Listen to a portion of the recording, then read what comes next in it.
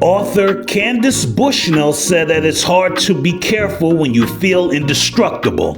I think she was referring to the recklessness of immature young adults. I mentioned that quote in reference to my favorite comic book metal, Adamantium. It is practically one of the most indestructible metals in the Marvel Universe.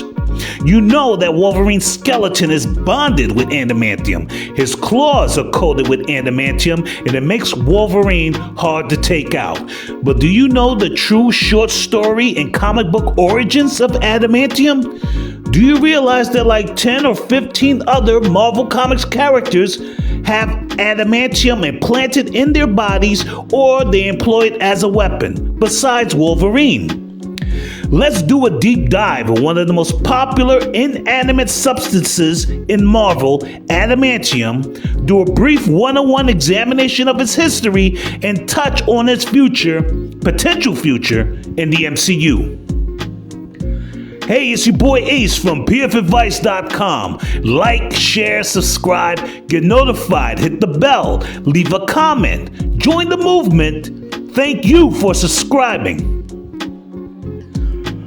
Adamantium was first mentioned by author Malcolm Jameson in the 1941 short story Devil's Powder.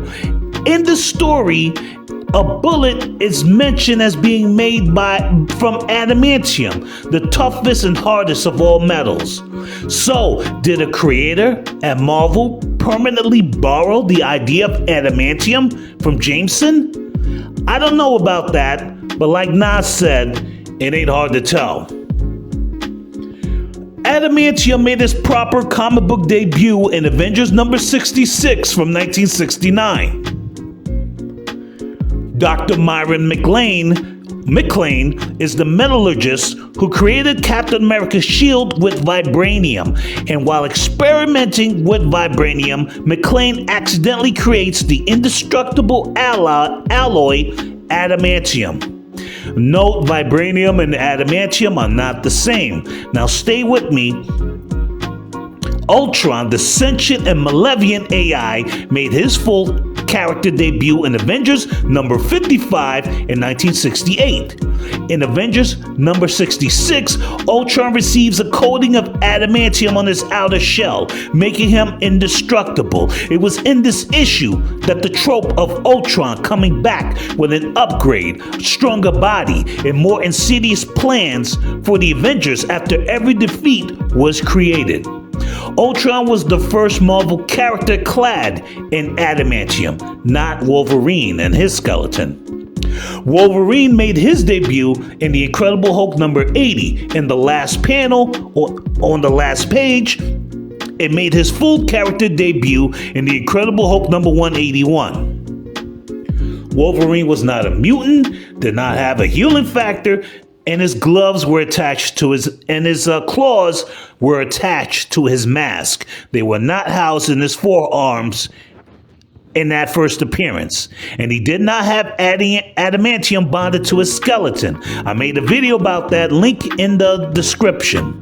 The legend of the modern Wolverine character would take decades to creatively form. So before we talk about modern Wolverine, we have to talk about Lord Darkwind. Kenji Oyama was a Japanese kamikaze pilot. His plane crashed, the explosives never detonated, but his face was scarred in the crash.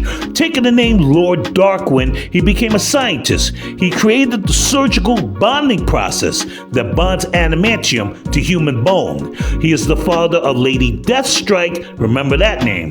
Lord Darkwind's notes on the bonding process was stolen, and how adamantium was bonded to human skeletons, and that knowledge was used on numerous other Marvel characters, not just Wolverine. Laura Kinney, or X-23, has adamantium bonded to her foot claws and her forearm claws, but not her skeleton. After Daredevil dropped Bullseye off a rooftop and paralyzed him, Lord Darkwind operates on Bullseye. He bonds smaller shards and trace amounts of adamantium to Bullseye's spine, arms, and leg bones, but not his full skeleton. Lady Deathstrike has adamantium bonded to her skeleton and has adamantium claws from each fingertip. Cyber has super strength, a healing factor, and an adamantium coating on his skin. Sabretooth once had adamantium bonded to his skeleton, but it was temporary. The Russian, a Punisher villain, once had adamantium bonded to his bones. The mutant Romulus has it bonded to his skeleton. There are a few more, but you get the point. Adamantium is not that rare in the comics. Not everyone, but almost everyone has adamantium in the comics. Dr. Octopus' tentacles were adamantium once, but we only think of Wolverine when we think of adamantium. So what is the future of adamantium in the MCU? Adamantium was introduced in 2025's Captain America Brave New World. There are rumors Hugh Jackman will retire from the Wolverine role a second time in Doomsday or Secret Wars, but either way, a new actor will be cast as Wolverine after the MCU reset. This new actor will be the face of adamantium because over a dozen characters share it in the comics, but when we think of adamantium, we think of Wolverine. What do you think? Leave a comment. Thanks for watching.